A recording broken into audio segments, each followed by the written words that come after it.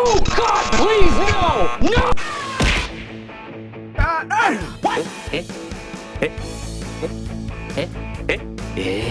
Looking a cow in the ass. What?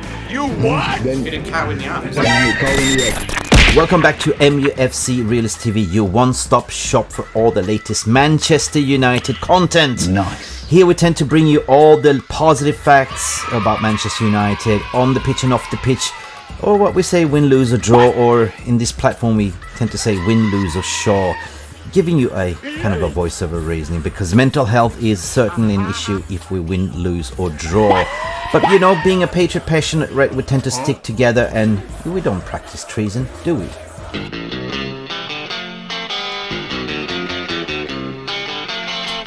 Hurry, hurry, hurry, Maguire. Din, din, din, din. Hurry, hurry, hurry, Maguire. You run to West Ham. Yariba, yariba. So wait a minute, Mick. Why 10 things? Why not 5 things like Stehausen does?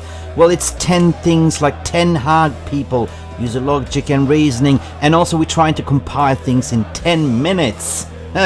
Because here we love them, we hate them, we adore them.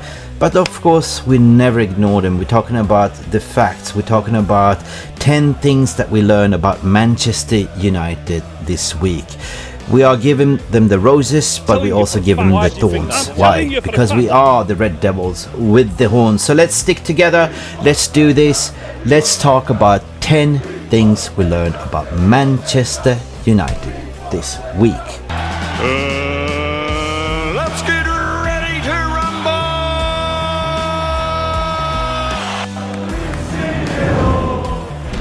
Looking a cow in the ass. I had to take it away. Yeah, this is a lovely Ten Hag. But guys, in this section, embargo section, we are, as a fan base, reviewing 10 things we learned about Manchester United as a review mirror, as a roast, right? And this has already been voted by the community. And next time around, join the Telegram group and I will post the question. And everyone that's been voting has a say. So I will go with, if Jarvis can help me, I will start with... No! God, please, no! No! What? Number 1. Need Højlund in the squad as soon as possible. Guys, what does this mean? Well, it's clearly and obvious that, Marcus Rashford, the debate, is not a number 9. And Sancho is not a false number 9. And we've been crying out to have that prolific striker in Højlund. Where are you, Højlund? When are you going to start? And if we believe that he will start against Arsenal, I think we are in for a different ball game regarding Ten Hag's system. I want to hear the panel's opinion. Do you agree what this has been voted as the first thing that we learned? Yeah, let's see what they say. Well, Sancho is talk about Sancho here, not Højlund. Højlund in the squad. Josh Best says Sancho is useless. So basically, yeah, that's a comment. But we need another striker. Let's see here, and we see here Stephanie Griffith says Højlund will improve Anthony, and everybody agrees with George Best that Sancho is useless. Oh, okay. Well, that was number 1. Let's move on to point number 2. No! God, please, no! No! What? Hey. Number 2, Ten Hag says McTominay is a servable team player, but need to go to Bayern as soon as possible. Guys, I need your comments regarding this reflection. What is the VR room been voting? Yeah, what's your comments do on that? Do you know something? If McTominay can shoehorn a move to Bayern, he will be dreaming. And I think it's a great move for him. It's great for Manchester United. One quick thing about Højlund, we don't cross the football. So Stefan is right. Will it bring the best out of Anthony in a crossing point of view? I quite like that observation. For me, it's all Christmas has come at once if he ends up at Bayern. For all of us. And that's all we have to say. Moving on to point number 3. No! God, please, no! No! What? Number 3, what you guys has been voting. Martial is very rusty, but useful. hopefully for Real Madrid. Guys, any comments? Take it away, floor, panel. For me, I think he needs playing time. As long as he can stay injury free, I think he will be a resource for Real Madrid, and maybe he will be more. I would say maybe suited for the Spanish team or the Spanish league with the weather and stuff like that. I don't know why he's always injured. What do you think, Stu? Martial, Jonathan Woodgate. Jonathan Woodgate got his dream move for 12 months. Martial, go get your dream move, kid. No! God, please, no! No! What is number 4, Jarvis? Number 4, here it is. Anthony in-game has improved. Just the final third decision improvement is needed. Panel, do you agree? No.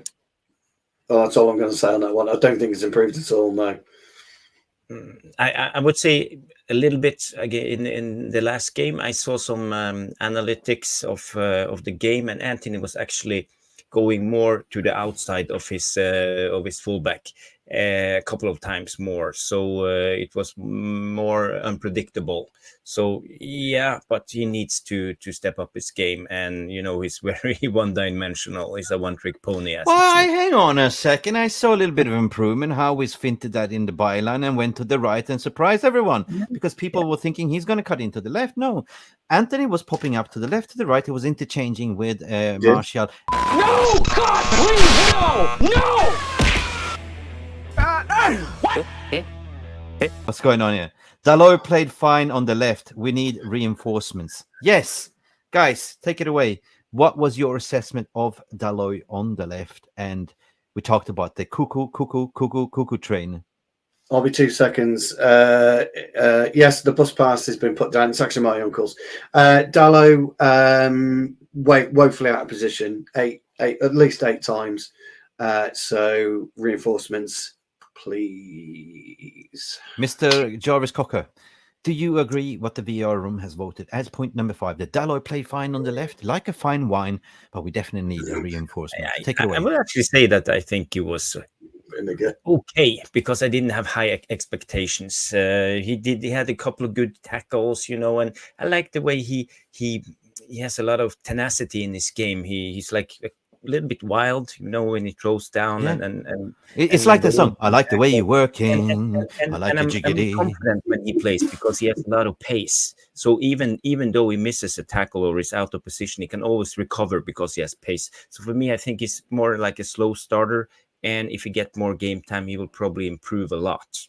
So yeah, 100%. You know what I'm missing from a fullbacks, especially on the left? More attacking, more technical, more running. And that's why we've been missing with Dalot. And that's why I was kind of getting a little bit excited that Alvaro Fernandez might get a sniff. And if we get a Cucurella in on a loan, he's a very attacking fullback as well. So please, guys, thank you so much.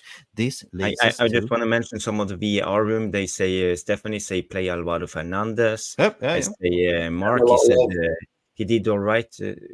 He offered a lot going forward. William Connolly says play Alvaro 2 thumbs up. Neil Driscoll, Dalot is not a fan. So yeah, I think the VAR room is not a big fan of Dalot. Okay, if we remove the comments because we are going for number 6, numero 6. No! God, please, no! No! What? Hey, we're coming closer to number 10. We are on point number 6. Rashford looks lost and de-interested. Where is Rashford gone? Left wing challenge, meaning left wing challenge. That means that even if he plays on the left wing, he will be challenged by young Garnacho. Guys, take it away. We're barring that we saw a little bit of improvement on the left wing. He was assisting in the first goal. Guys, I'm not going to talk. The floor is yours. Yeah, it took him 10 or 15 minutes to get into the game Saturday.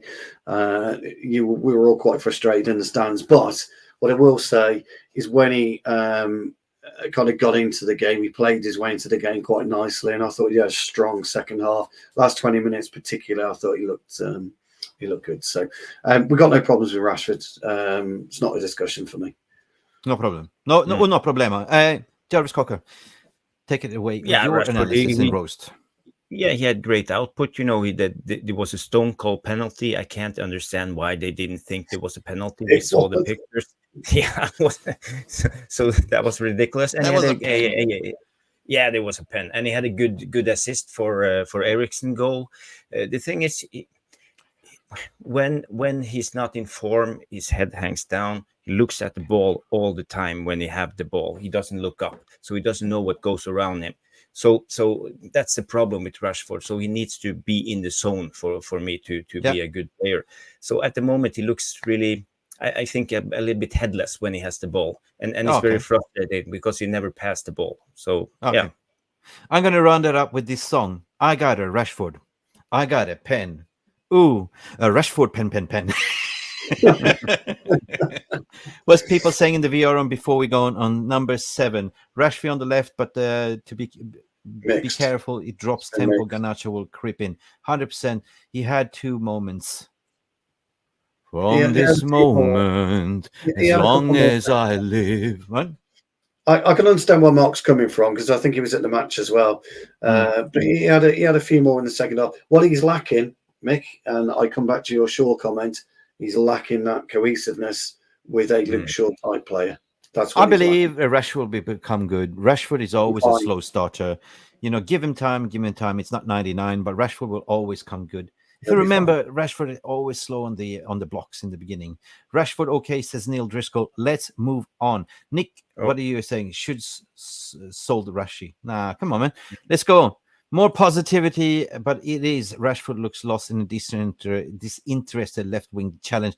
We are moving away from this banner, and we are going to point number 7. No! God, please, no! No! What? Number 7 is Casemiro. Looks much better. Thank God Casemiro is back, but we need an Amrabat. Panel, thoughts and feelings. Yeah, I can start on this one. I just want to say fast that Casemiro was better because of Eriksen, as Stu mentioned in the beginning. Eriksen was fantastic. Casemiro was okay, but he had more support, so that's why he looked better. But I believe in Casemiro. He scored a great goal, and he had a big chance because he knows where to put himself. And yeah, just give him a little bit time, and then he will be Casemiro. But Mr. not Bowley. yet. Mr. Stu Wolley. He gets a thumbs up from me, Jarvis. I couldn't have put it better myself. We are agreeing. What is the VR room saying? Are they agreeing? Because that was actually their question. Facts. There you go. Facts. Close the shop. Close the point number 7. We have to move on to number 8. All right. Number 8. Yep. No! God, please, no! What? Hey, I have no idea what number 8. Captain Bruno stepped it up. Captain's performance, El Magnifico. Yes, I agree with you. Captain Bruno is back, and he played. According to me, that was a man of the match performance. Guys, I'm not the one to call it a spade. I leave it as to you, to the panel and the VR room. Take it away. Quick one. Thursday evening, when the team's announced, Bruno Fernandes is going. Thank God. Brilliant. My man's back. Thank you. And it showed. He was tremendous. He was absolutely brilliant. Eriksen, Bruno, Casemiro, the end. The triangle is back. The Bermuda midfield triangle. Eriksen, Casemiro, and Bruno. Jarvis, thoughts and feelings regarding this? I just want to say to Ten Hag, can you hear me? Never put Bruno on the right. Nobody puts baby in the corner. Hey? Yes. Hey? Like Dirty Dancing. You know what I mean? Big up for the VR room, for your votes. I think that people are agreeing. That leaves us closer. He played mint. Yeah, that's what people are saying. True. Neil Driscoll saying true. Bruno better, but stupid yellow card again. Yeah, what is that about? Don't speak to the hand. Don't speak to the referees. Bruno answered his critics. He did. He stepped up to the plate. Rushman was saying Bruno was everywhere apart from the awful free kick set piece. Lol. Top player. You know what? That free kick, that was amazing. That was straight from the training ground. Big up to Captain Bruno and Rushmano. Let's move on to number. What do we have? 9. Number 9. No! God, please, no! What? Number 9. Somebody's been taking off, been here jinxing my studio. Number 9. The Comeback Kings. 6 points out of 9. Get in there, son. Guys. I'll let you have that one, Jarvis. Yeah, okay. We have 3 points more than we had last season. We lost to our first game, so yeah, we can't complain in a way. But I thought we were going to beat Spurs, so I'm not like fully happy. But 6 points being out of shape, I take it. Yeah, yeah. I mean, look, a crazy 5 minutes, and we battered Forest for 85-90. So yeah, I'll take 6 points. Oh, okay. I say 6 point out of 9 with a rhyme. We will be fine. We will be fine. It is 3 games in, people, and we have 6 points out of 9. That's what John Lennon would say. Yes. Yes, Oh. better off than last season. I'm okay with that. It's Marky saying, what is more in the VR room people saying? What's the verdict and judgment? Are you happy or are you disappointed? Or are you just mostly disappointed of the performance? Or is that the 3 points that matters? For me, it's the 3 points because the form will guess. Yes, it's okay what Lisa Jensen is saying. What is the other people saying? I've seen them take a few games to get into the race. Yeah, Absolutely. And we are playing Arsenal. Arsenal that is kind of deflated at the moment. We really start the season well, especially under the Glazers. Listen, my final thoughts on this. This is the springboard. This is the reality check for the players. The mentality to come from 0 to win 3-2. It is an uphill marathon running 98 minutes. Try to do that. You know, this for the confidence of the player. It's massive. You can come to Emirates and knowing that you have this confidence, and Absolutely. They just dropped 3 points. So big up, 6 points better than being poor. 6 points more than the worst case scenario. 100%. You guys are amazing. Listen, are you ready?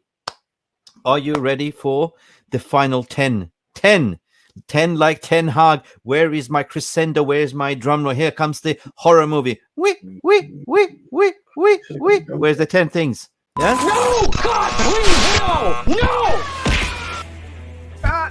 What? Number 10, the final piece. Aaron Wan-Bissaka, the best right back defensively in the world. 𝑴𝒊𝒄𝒌. That's a good one. 𝒊𝒂𝒚. VR room, you are crazy. I want your thoughts and feelings on the number 10. Who do I invite to have the honor to comment? I start with Mr. Jarvis.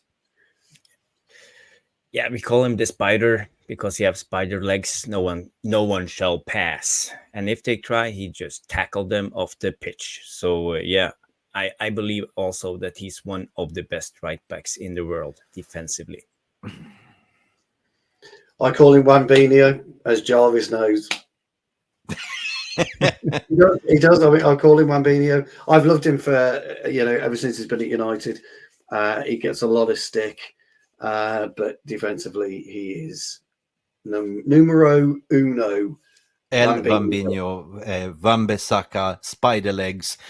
Probably is going to have a career with the Marvel playing Spider-Man, but with spider legs. 100%. Yes.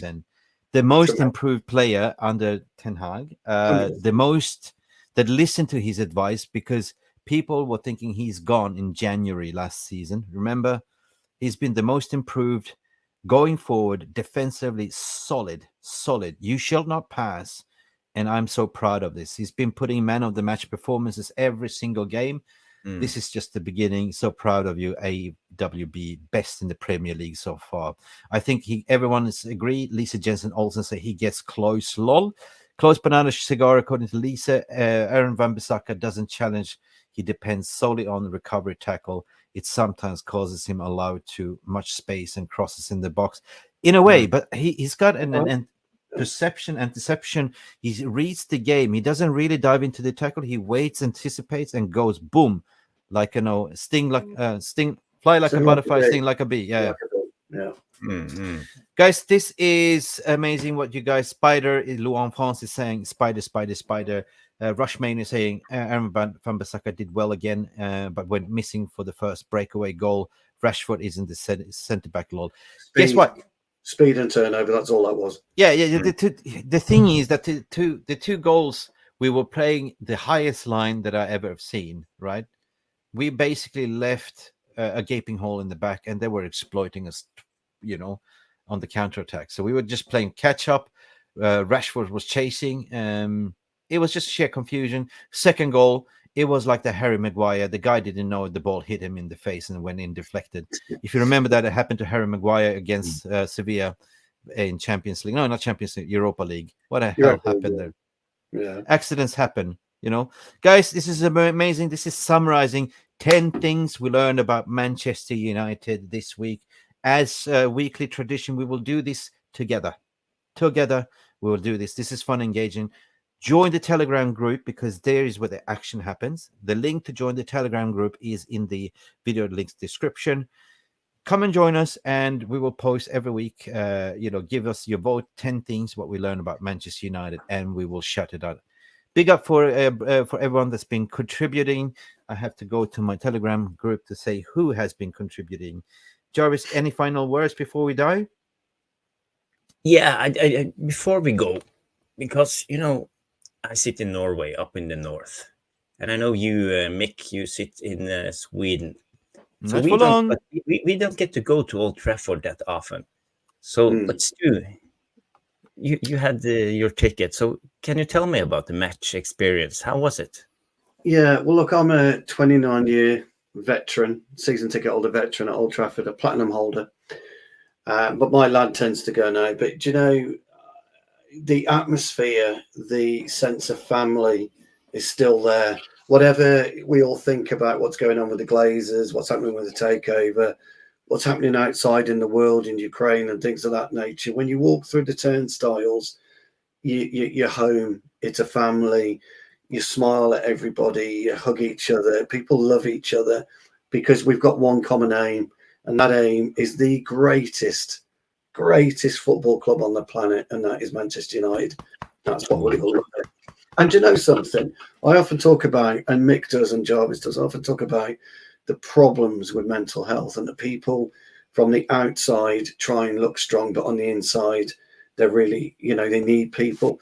And that's what you get when you go to Old Trafford. You meet people, and it doesn't matter who you are. I had a guy from Scotland. He was a member. He was down on a stag weekend, and he managed to get a ticket, and he was absolutely buzzing. So for me, it's just, I love it. So for the experience, and I emailed, sent Jarvis a few pictures, and it's just absolutely brilliant. I implore anyone, if you get a chance, please go. I want to go before I travel away to the tropicals. You're not alone. You're not alone. It's amazing. It's so. Can we go together? Get me a ticket. I'll come over before I fly over to Thailand. I leave on the 31st of October, and I will be spending time over there like I always do. But we will keep going. We will keep going, producing the shows.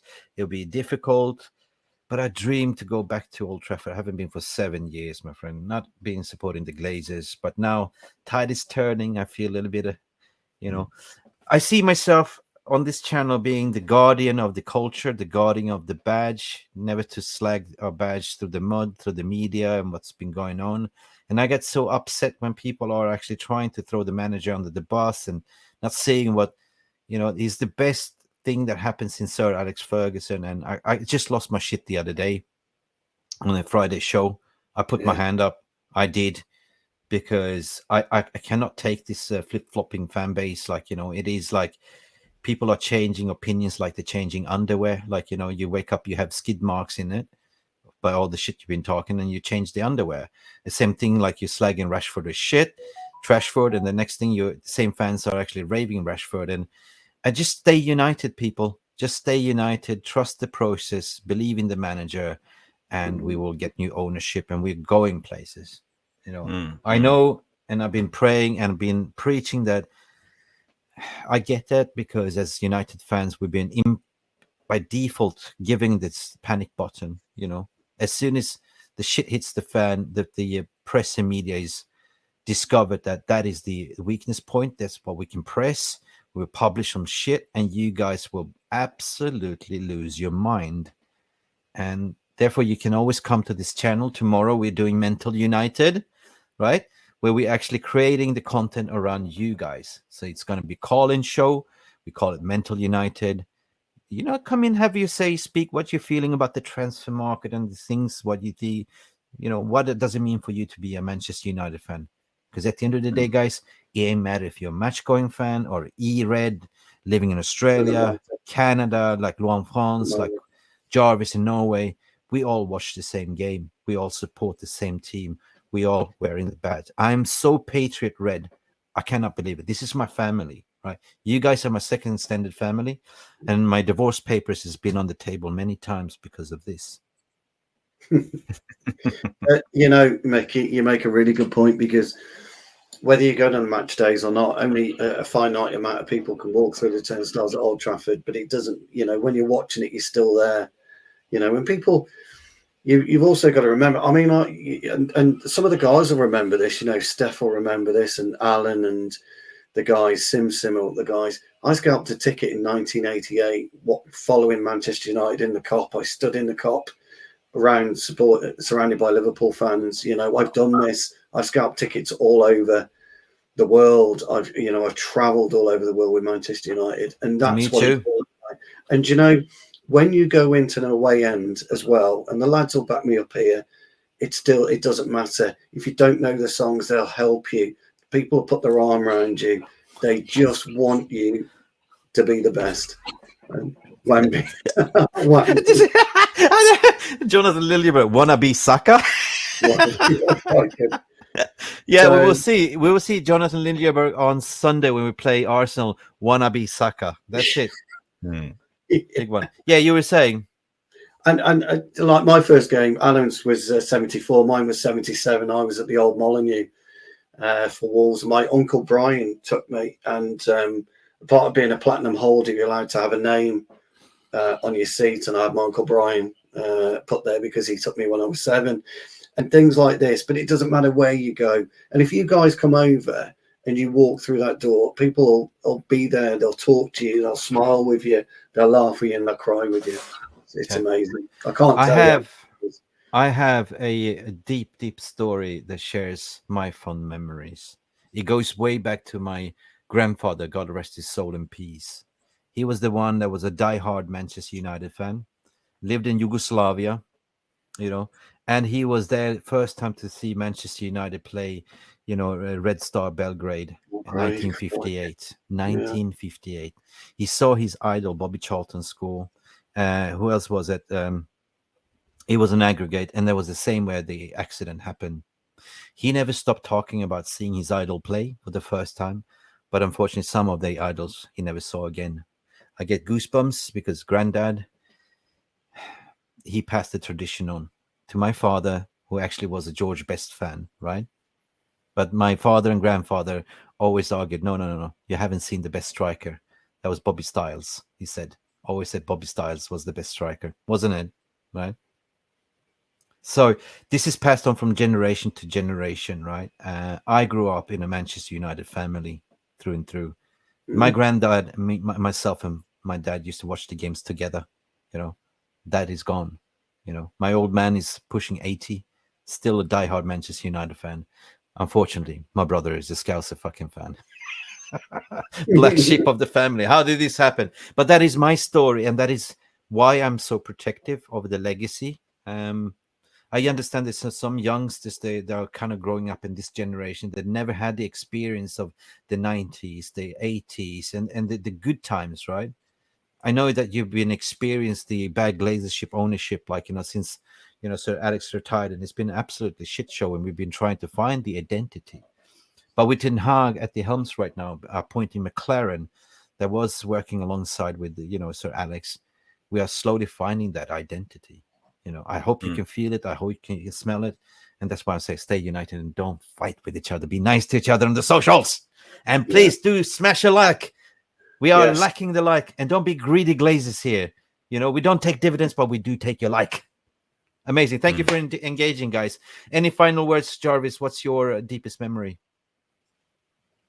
Yeah, I haven't been to Old Trafford that many times, but the last time I saw United lose 2-0 against Cardiff, so that was awful.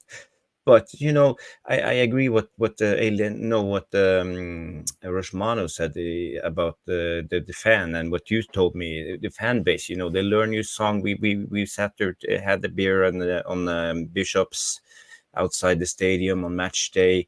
Everybody was chanting along, you know, and you can sing with them, and they were like helping you out to learn lyrics of all the songs. And Oh. you know, it's like a community of good United supporters. Oh, we have a super chat from Oh. Menas, but nothing in it, my friend.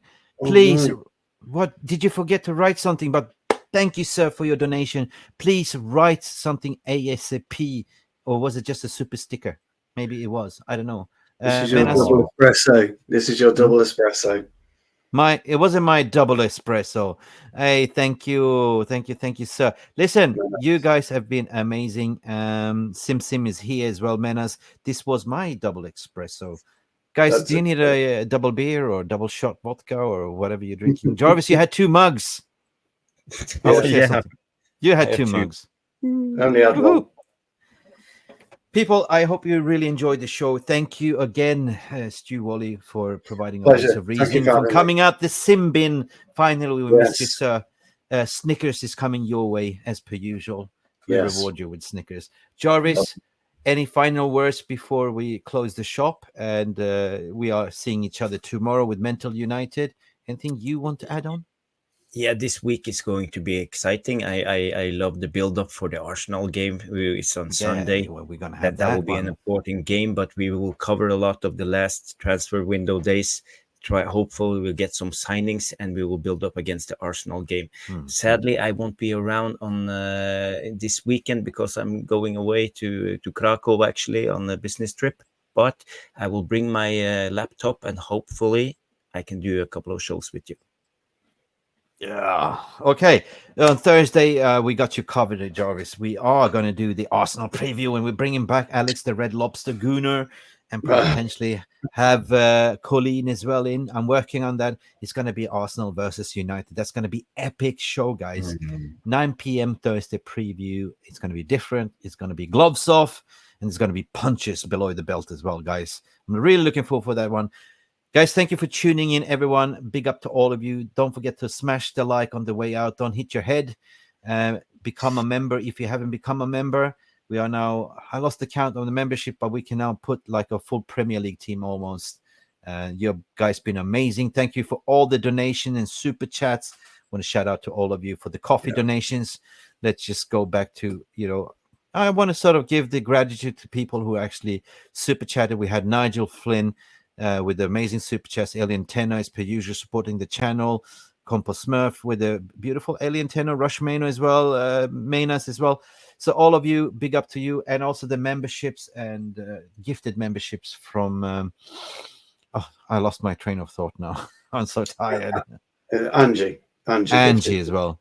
Listen, guys, stay beautiful. Please tell others about our channel. Spread the positivity. Jarvis, good night to you, sir. It's looking very dark. Stewie, I'm looking forward to see you in a different top next time. You have pink. Yes. And what's going to be next? I might go orange. I don't know what to think. I might. I've got an orange one. I might go orange. Yeah.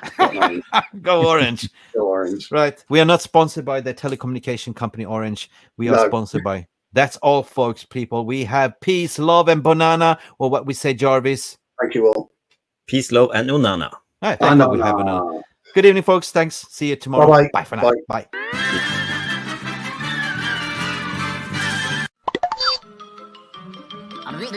That's all, folks. Thank you so much for stopping by and watching Mufc Realist TV. Don't forget to like and subscribe and follow us on the socials.